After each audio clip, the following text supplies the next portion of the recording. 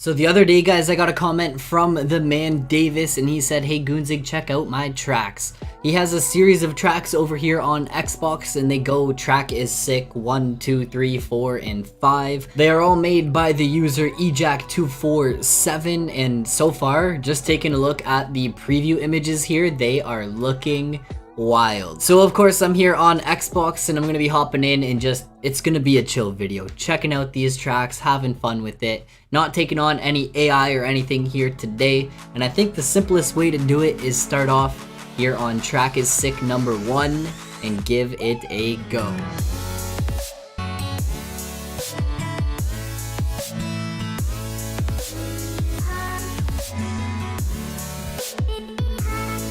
Guys, I've been posting a ton of vlogs over on the real life channel Goonzig Productions. If you do want to go check out the most recent vlog and give me some support over on that channel, it would be greatly appreciated. Alright, so up and over the finish line right away, we are hit with a sand section. A little bit of a S-bend through there. Oh, and we're hooking all the way back left. I dig it.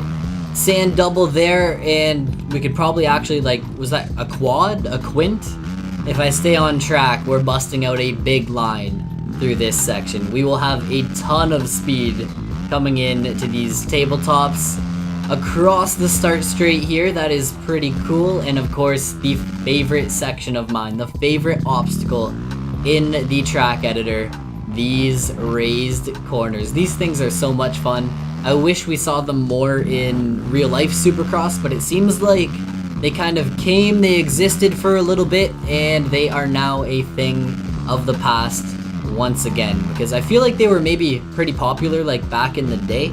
That's what they did to spice up the tracks, you know, use the stands and stuff like that. But I feel like these days, oh, the case life. But I feel like these days, the venue would rather use those seats to generate some revenue, sell some more tickets, and I don't know, that's just one thing that may limit the availability of going up into the stands, because it does take away from the venue's capacity. At the same time, it is kind of a danger factor having, I mean, riders sending it up into sections where, I mean, people are sitting, spectators are watching from. Obviously, they aren't going up like 2 feet away from these spectators, but for the most part, it could go wrong and it could end up being a lawsuit or something. But that is my rant about the raised corners over and done with. So far, I gotta say, this track has a lot going on.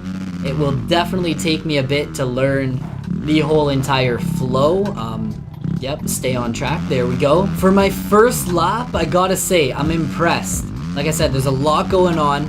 The rhythms seem to be pretty gnarly. We got some sand here, so a lot of variety here on this track. For a first lap, it didn't seem too technical.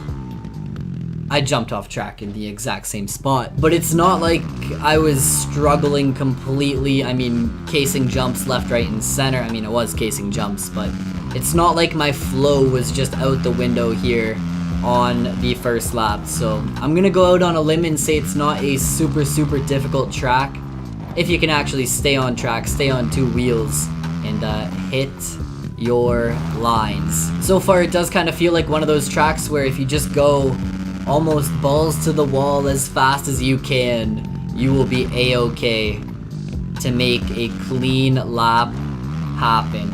Little bit of a quad through here. Oh, that case life. And a quad there.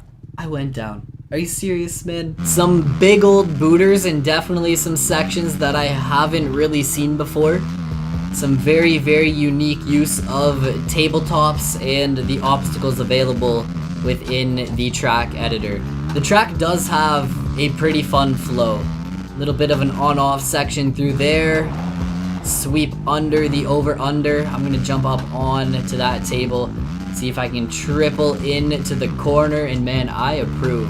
I am liking this track. If the rest of the tracks within this series are actually on the same level as this, or better, I gotta say, you could hold a whole race series on these tracks alone. So this section here, on, off before the finish line, and finally, oh man, I even had a nice flow to make that finish line, and I didn't even give it enough gas to make it.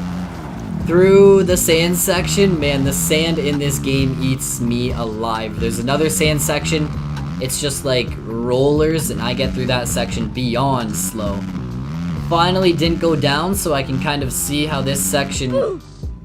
I jinxed myself. I totally jinxed myself. So through the sand, double to here, stay on the track, alright? Don't be going down. On the gas, and let's see if I can actually jump all the way over that. Then we jump onto this table. It might be better to slow up through that section. You would get a different flow, you wouldn't end up getting as much airtime, and it might work out.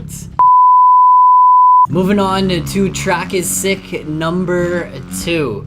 Let's see, man, that first track was definitely a fun track. It had a flow going, and if you spent some time to learn the big old lines, you could probably hit some wild old ascents.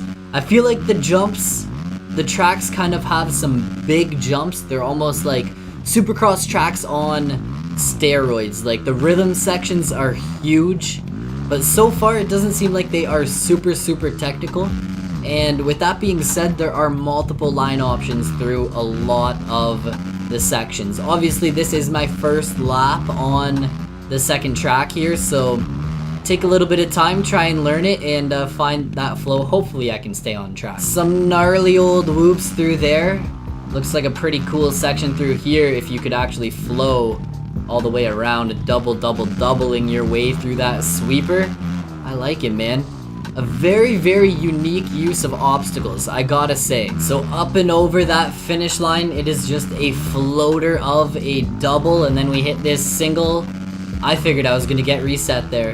Hit the single onto the start straight, and then we don't need a ton of speed for that section there. Double into the corner, send it out of the corner, and if you get a nice flow through there, just like that, that is probably how you want to hit that section. Up on to the tabletops, that might actually be the fast line through there. Probably, if you rail that corner, you'd be able to get up on to that tabletop in that section.